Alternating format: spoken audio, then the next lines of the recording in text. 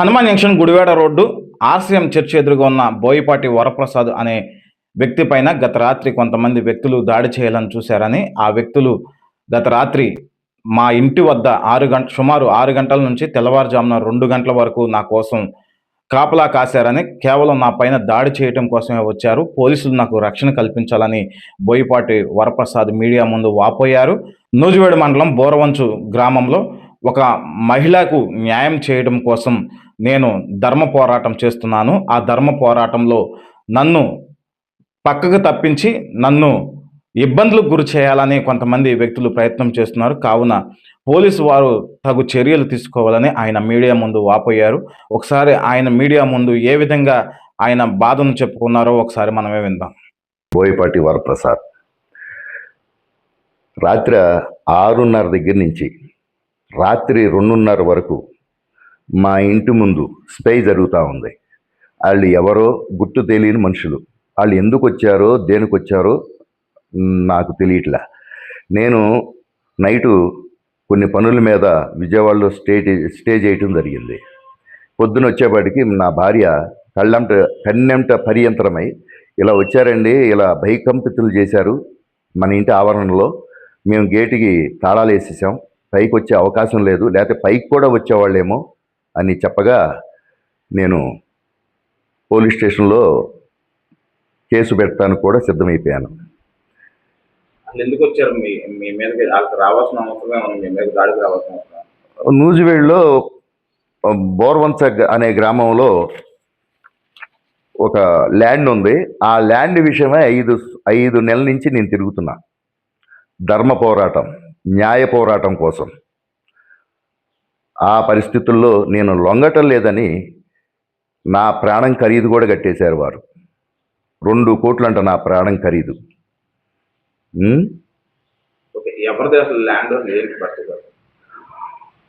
వడ్లమూడి మోహన్ రావు, వడ్లమూడి బాలకృష్ణ, చలసాని రవీంద్ర, విజయలక్ష్మి గారు, వీళ్ళ 4 కలిసి 23 ఎకరాల 73 సెంట్లు ల్యాండ్ కొన్నారు 2009-10లో. బోరవంచ నూజివేడు ఆనుకునే ఉంటుంది. నూజివేడికి 3.5 కిలోమీటర్లు. అక్కడ కోళ్ళఫరాలు పెట్టారు. ఆ కోళ్ళఫరాలు 4 కలిసి చేస్తున్నారు. వర్కింగ్ క్యాపిటల్ బ్యాంక్ నుంచి 3 కోట్లు తీసుకున్నారు. నాకు అందరికీ ఎన్నో వ్యాపకాలు ఉన్నాయి, నాకేమీ లేవు అని వడ్లముడి బాలకృష్ణ అనే అతను 20,000 రూపాయల శాలరీకి అక్కడికి వచ్చాడు. One of the director, one of the partner వచ్చి ఆ కోళ్ళఫరాలని రన్ చేస్తున్నాడు. ఇక బ్యాంకు లోన్ తీరేపాటికి 2020-2019 అయ్యింది. అక్కడి నుంచి ఇప్పటి వరకు ఒక్క పైసా కానీ, ఒక్క రూపాయి కానీ అసలు వీళ్ళకైతే ఇవ్వలా. ఈ మధ్యలో ఒక పార్ట్నర్ చనిపోతే ఆ పార్ట్నర్ది ఇతను వాల్చుకున్నాడు వాటా.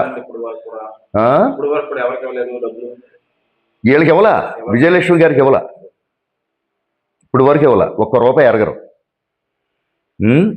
నేను 2025 అక్టోబర్ 2వ తారీఖున మా అన్నగారు తీసుకెళ్ళి మా కజిన్ అండి పరిచయం చేయడం జరిగింది వడ్లమూడి బాలకృష్ణకి. ఇక అక్కడ వాళ్ళిద్దరూ మాట్లాడుకున్నారు. నేను ఏదోటి చేద్దామని అన్నాడు. ఇక తర్వాత నుంచి ఇప్పటి వరకు నేను తిరుగుతూనే ఉన్నా. నేను లొంగట్ల, నా ప్రాణం ఖరీదు కూడా కట్టేశారు వారు. ఈ పరిస్థితుల్లో రాత్రి మా ఇంటి ఆవరణలో ఎన్నో కార్లు, బైకులు, స్కూటీలు ఆ ఎదరే ఆపి, ఒక కారేమో బాలయేసు మందిరం దగ్గర, ఒక కారేమో ఇంకా అవతల, ఇంకొక కారేమో ఇక్కడ, ఒక కారేమో మా ఇంటి ముందే, ఒక బైకు, ఒక స్కూటీ. మరి వాళ్ళు ఏ ఉద్దేశంతో వచ్చారో, మాట్లాడదామని వచ్చారో, లేకపోతే ఏం చేద్దామని వచ్చారో నాకైతే తెలియదు. నేను చూడాల. మా ఇంట్లో వాళ్ళు మా అమ్మాయి ఫోటో తీసింది. ఫోటో తీసి పొద్దున్నే చూపించింది నాకు. చూపించిన తర్వాత నేను ఇక పోలీస్ స్టేషన్కి వెళ్ళి కంప్లైంట్ ఇవ్వటానికి నిశ్చయంగా ఉన్నా. ఇప్పుడు నేను రాత్రి రాత్రి ఉంటే ఏం జరిగేదో తెలియదు. బాలకృష్ణే పంపించుంటాడండి ఆ మనుషుల్ని. ఎందుకంటే వాళ్ళేమో నిదానస్తులు, విజయలక్ష్మి గారు ఆడకూతురు. ఇక నేనే ఇక వాళ్ళకి ఒక నరరూప రాక్షసుల్లా కనపడుతున్నా. 5 నెలల నుంచి న్యాయ పోరాటం, ధర్మ పోరాటం చేస్తున్నాను. ఇక ఈ ఇష్యూని ఇగో ఫేక్ డాక్యుమెంట్స్ ఎస్పీ గ్రీవెన్స్ సెల్కి ఇచ్చాం కంప్లైంట్ 139. ఇప్పటి వరకు వాడి మీద నూజివేడు పోలీస్ స్టేషన్లో రూరల్లో కనీసం ఎఫ్ఐఆర్ చేయలే. ఇప్పటికి స్టిల్ నౌ ఇప్పటికి చేయలే. దేనికి ఇచ్చాం? ఇది ఫేక్ డాక్యుమెంట్, ఫోర్జరీ సంతకాలు. ఈ ఆవిడ ఒరిజినల్ సంతకాలు. ఇదే ఈ ఇష్యూని లోకేష్ బాబు గారి దగ్గరికి, చంద్రబాబు నాయుడు గారి దగ్గరికి, పవన్ కళ్యాణ్ గారి దగ్గరికి వెళ్తుంది. త్వరలో ఇవాళ రేపట్లో ఇవాళ సాయంత్రానికి వెళ్ళిపోతుంది వారి దగ్గరికి. ఫోర్జరీ సంతకాలు బ్లాక్మెయిల్. ఆ 1,7,00,000 ఇద్దామనే ఆవిడ ఎప్పుడైతే 2009లో 1,7,00,000 ఇచ్చిందో ఆ 1,7,00,000 ఇచ్చి దులిపేసుకుందామని. లాభ నష్టాలు ఏమీ చూపించలేదు ఇప్పుడు వరకు. ఆ 20 లక్షలు ఇప్పుడు ఇన్కమ్ ట్యాక్స్ కూడా వెళ్తున్నాం మేము. 20 లక్షలు ఇచ్చాడు అన్నాడు కదా మహానుభావుడు బాలకృష్ణ. 20 లక్షలు ఎక్కడి నుంచి తెచ్చావు? ఐటీ రిటర్న్స్లో చూపించావా? ఐటీ రిటర్న్స్లో 20 లక్షల రూపాయలు చూపించాలిగా. చూపించావా? ఇన్కమ్ ట్యాక్స్ కూడా రిపోర్ట్ వెళ్తుంది, ఇవాళ వెళ్తుంది. ఎస్పీ గారికి ఏమన్నా ఫిర్యాదు చేశారు? చేసాం కదండి 139. ఎస్పీ గారికి ఫిర్యాదు చేశాం. కానీ ఎఫ్ఐఆర్ చేయండి, చీటింగ్ కేసు పెట్టండి అంటే పెట్టరు.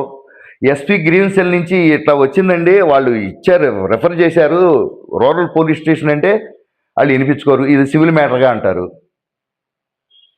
ఇక్కడ ఏమని రాశారండి? ఇక్కడ police, crime, land disputes, property disputes, criminal transference, civil disputes, money matters ఇన్ని పెట్టి వాళ్ళు ఎస్పీ గ్రీవెన్స్ సెల్ నుంచి పెడితే మరి ఆ పోలీసులకు కనపడతలేదేమో పైన ఉన్నాయన్నీ సివిల్ మ్యాటర్ అంటున్నారు.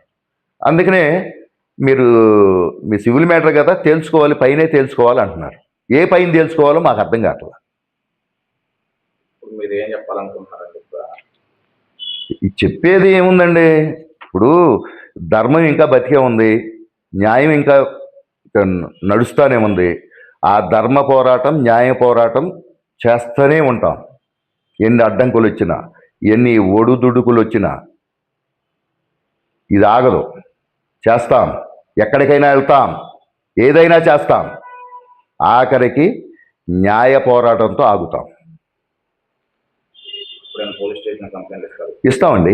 ఇవ్వకపోతే ఎలాగా? ఇప్పుడు నేను ఈ మధ్య ఇంటి దగ్గర ఉంటలా. ఎప్పుడు వస్తున్నాను? ఒక రోజునైతే 3ంటికి వస్తున్నా, 2ంటికి వస్తున్నా, 1 గంటకు వస్తున్నా. రాత్రి ఎందుకో బయలుదేరినాడే ఆగిపోయా. లేకపోతే ఈ బయటికి మీరందరూ దండలు తీసుకొచ్చేవాళ్ళు. డెఫినెట్గా జరుగుద్ది, అది ఆగదు. ఎందుకంటే కోర్టులతో పని కదా. ఈయన ఒకరిని లేపెత్తే చాలుగా అవన్నీ ఆయనకి మిగిలిపోతాయి. అంతే జరిగిందని నేను అంటలా. వాళ్ళు ఏ ఉద్దేశం వచ్చారో నాకు తెలియదు. ఇప్పుడు వరకు అయితే ఏమీ లేదు. ఇక ముందు ఏదైనా జరగవచ్చు. కానీ ఇప్పుడు మీకు మీడియా ముందు చెప్తున్నాను, ఒకవేళ నాకు అలాంటిది ఏమన్నా జరిగితే వడ్లమూడి బాలకృష్ణే దానికి కారకుడు. 1 నుంచి 1 కోటి వరకు, 1 నుంచి 100 కోట్ల వరకు వాడే కారకుడు.